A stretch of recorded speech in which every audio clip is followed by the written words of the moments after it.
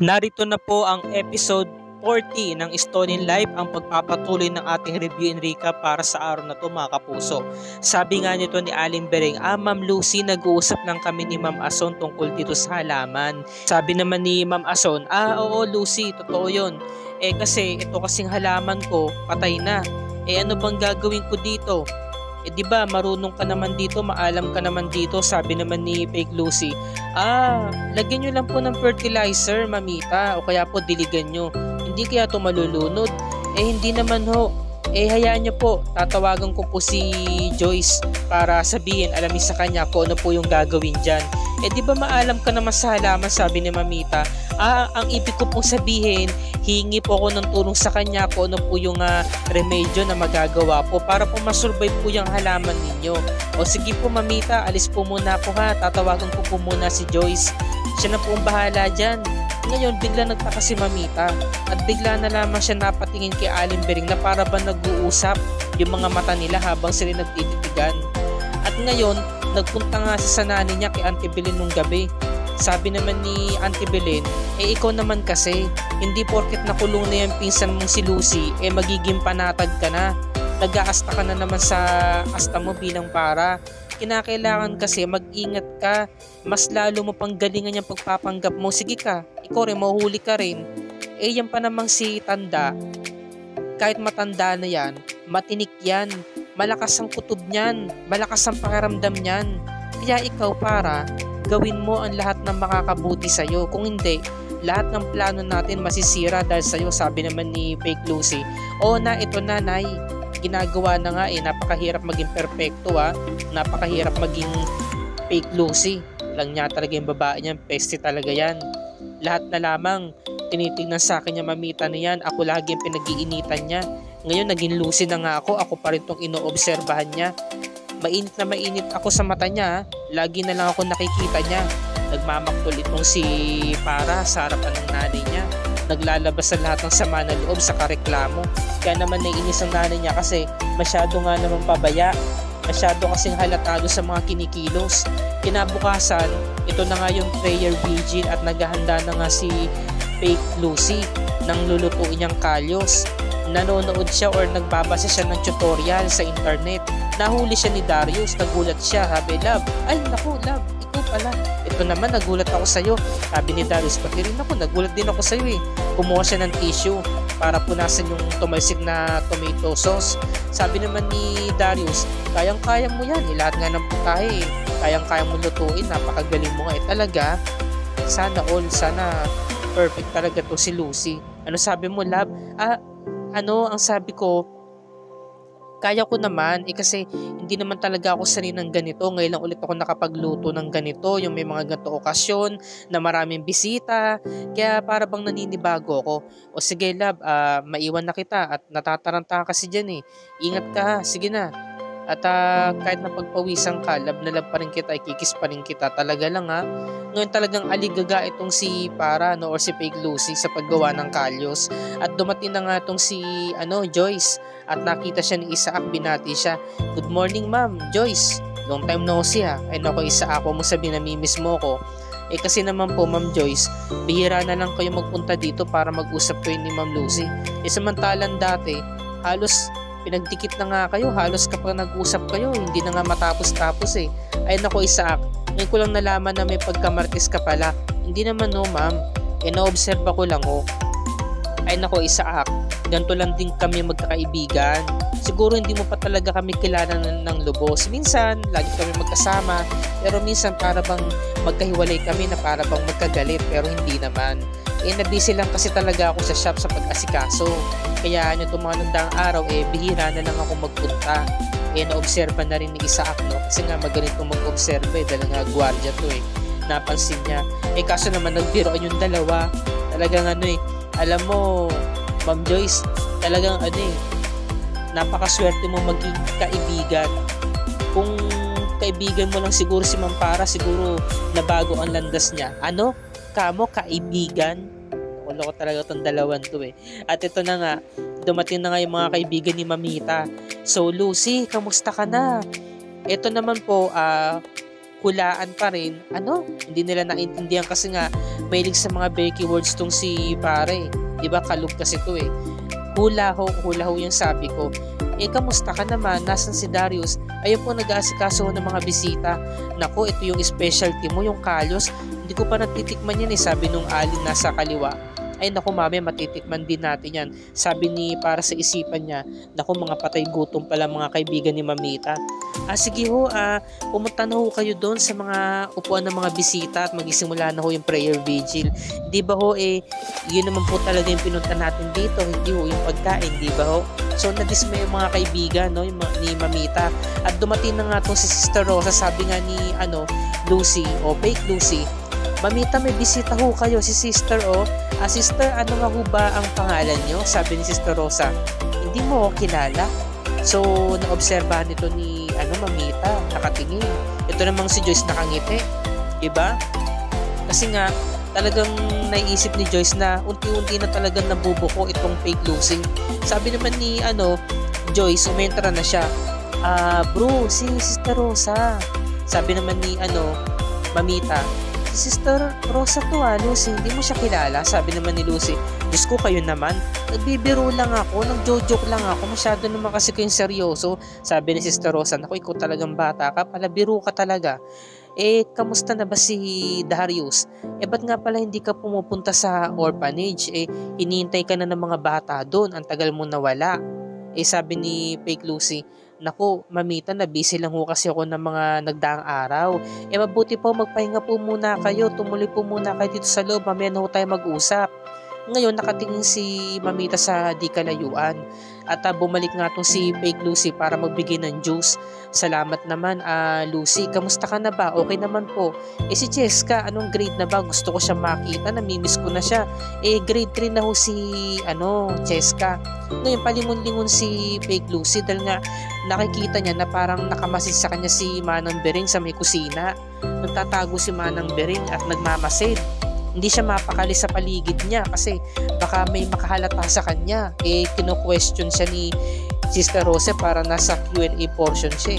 Lumapit si Joyce, sabi niya, Aling Bering, magisimula na ho ba yung prayer vigil? Opo, meron pong pinapagawa si Ma'am Ason. Asikasuhin daw po muna yung mga pagkain para po nakaredy na. Manang Bering, ba't ho kayo nakatingin lagi kay Lucy? Ano bang problema? Kasi po Ma'am Joyce, pinapa-obserba po siya sa akin ni Ma'am Asun Meron po kasi kaming napapansin nakakaiba sa kanya nitong mga nagdaang araw. Kayo po ba, Ma'am Joyce, di ba mag-best friend po kayo matagal na? Opo. Meron po ba kayo napapansin nakakaiba sa kanya? Naalala ni Joyce yung paghihimutok nitong best friend niya si Fake Para. Diba, sabi ni Fake Para kahapon, paano kung hindi na ako makilala ng pamilya ko?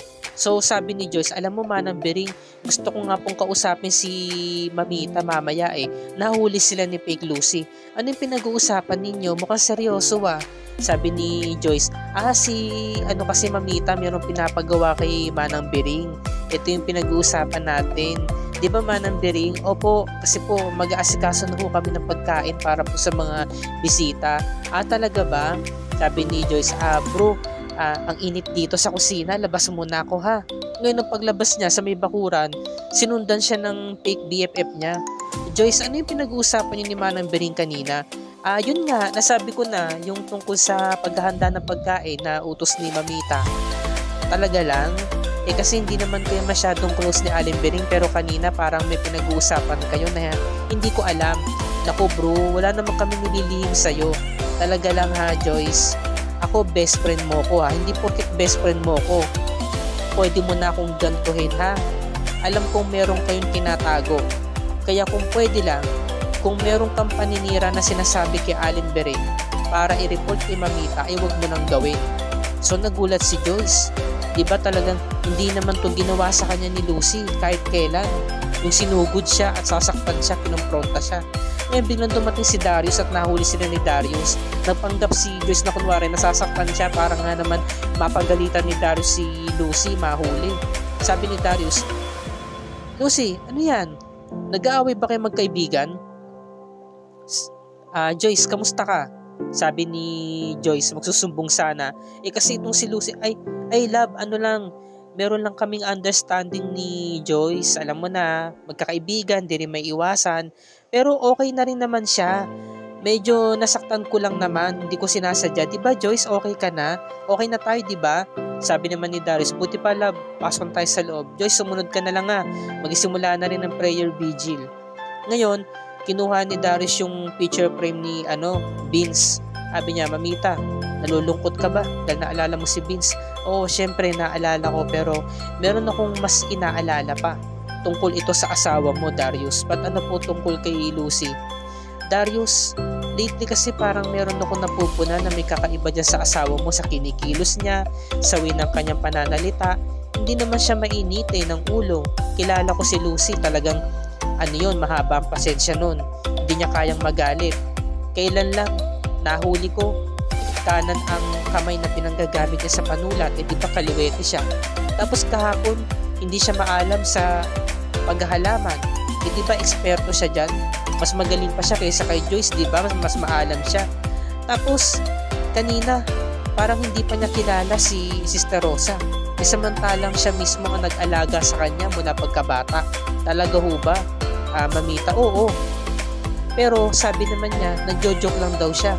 Na kunwari hindi niya kilala si Sister Rosa. Pero bakas ko sa mukha niya na parang hindi niya talaga kilala. Ikaw ba, Darius? Bilang asawa niya, wala ka bang napapansin na kakaiba? Ngayon, naalala ni Darius yung mga pagbabago, di ba, sa asawa niya. At napagsabihan pa nga niya asawa niya noon, di ba, na parang may pagbabago sa pagsasalita mo. At hindi na nga nakatiis itong si Fake Lucy. Pumasok na nga sa loob, sabi niya, Mamita, kung sisiraan mo kay Darius, huwag mo nang gawin. Alam naman natin na ayaw mo sa akin simulat sa pool, diba? Noon pa man ayaw mo na sa akin, diba? Kung ano-ano kasi mga paninirang kinukwento mo, kung ano-ano mga sinasabi mo para paniwalaan ka ng apo mo at para mag-away kaming dalawa. Hindi, Lucy. Hindi ko magagawa yun. Sino ba naman ako para pag-awayin kayong dalawa? Hindi ho, Mamita. Sabihin nyo na ang totoo. Nag-oobserba kayo ng kung ano-ano sa akin. Hinahanapan nyo ako ng butas para siraan ako sa asawa ko. Sabi naman ni Darius, Mamita, tama na ho yan, love. Sige na, labas na tayo, tara na. Mamita, ako na bahala sa kanya, ha. Dito ho muna ka sa kwarto. Pinuntahan ni Darius si Lucy, love. Pagpasensya mo na si Mamita. Hindi, love. Talagang gumagawa siya ng paraan para siraan ako. Ako naman yung nakikita niya. Noon pa naman, di ba, ayaw niya sa akin? Porket ba wala na dito si Para? Ako naman yung pag-iinitan niya. Ako na may pinagbubuntunan niya. Alam mo ba, love, parang naintindihan ko nang si Para kung bakit nagbago siya, kung bakit naging matampuin siya sa atin. Kasi lagi na lang siya napupunan ni Mamita. Dapat hindi niya to na-experience Sabi ni Darius, alam mo, love, kung naging ganun man si Para, kasalanan niyo yun, choice niyo yun kung bakit siya nag-iba sa atin. Hindi natin siya masisisi kung naging nanakit siya sa mga pangaral ni Mamita. At saka, dati pa naman, magkasundo na kayo ni Mamita, diba? Halos nga magkadikit na kayo Kaya imposibleng ayaw niya sa'yo. Ayaan mo, kakausapin ko si Mamita, gusto mo ba? So nagyakapan na silang dalawa. At ito na nga, magsisimula na nga yung prayer vigil. Pumasok na nga sila sa loob. Ngayon, sabi ni Mamita, mabuti naman Darius at nakumbinsi mo yung asawa mo na sumama sa prayer vigil. Akala ko hindi na siya babalik dito Naku Mamita, o pwede ba naman yun? Kahit kailan hindi naman kayo binastos ng asawa ko. Kanina nga nag-walkout siya, diba? Mamita, kaya lang naman ho niya nagawa yun kasi nagtampo siya sa inyo. So, yun yung talagang pakaramdam ni Darius, diba? Na hindi man lang niya nakita. Parang in denial na siya, diba? Sa asawa niya. Ayaw pa rin niya talagang maniwala na talagang hindi si Lucy ang asawa niya. Pero napupunan niya na talaga na merong kakaiba sa mga kinikilos nito mga nagdaang araw. Samantala, nung tapos na ang prayer vigil, kainan na. Naku, excited na silang lahat kasi ito daw yung isa sa mga best recipes ni Lucy ang kalyos. Kaya titikman na nila. Ngayon, eto na, sabi ni Mamita, titikman ko ang kalyos si Lucy kung nagbago ang lasa. So, kinakabahan itong si Fake Lucy aka Para. So, dito natin malalaman kung nagbago ba talaga ng kaunti o ganun pa rin ang lasa or nakuha ni Para ang kalyos ni Lucy. Yan ang ating pakatunghayan sa Lunes episode 41 ng Stolen Life. At ito na nga, Ang bagong karakter na lalabas sa programang ito si Apo Berta, isang espiritista na maaaring makatalo sa espiritu ni Para. Yan ang pakatunghayan natin mga kapuso. At kung bago ka pa lamang sa aking channel, kung maaaring makahingi ako sinumuting subscribe at i-click mo na rin ang bell icon para lagi ka updated sa mga episodes ng Stone in Life and other GMA shows tulad nito. Happy weekend sa mga kapuso, happy viewing, maraming salamat po, and Happy New Year sa lahat. God bless us all.